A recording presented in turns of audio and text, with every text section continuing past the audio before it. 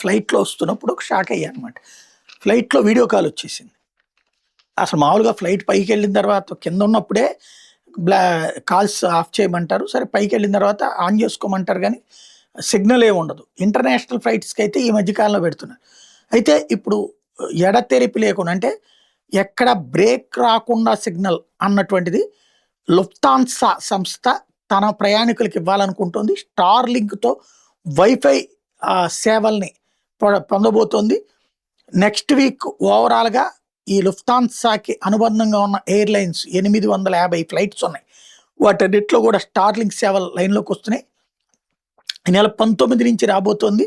2029కి ఆ గ్రూప్లో ఉన్నటువంటి ఎయిర్ క్రాఫ్ట్స్ టోటల్ ఎక్విప్మెంట్ కూడా మార్చేయబోతున్నారు, టెక్నాలజీ కూడా మార్చేయబోతున్నారు. ఇందులో దీనికోసం అని చెప్పేసి స్టార్లింక్ టెర్మినల్ కూడా ఎయిర్ క్రాఫ్ట్ సంబంధించి ఏర్పాట్లు కూడా చేస్తున్నారు. ఇక వైఫై సేవలు నిరంతరాయంగా అందబోతున్నాయి.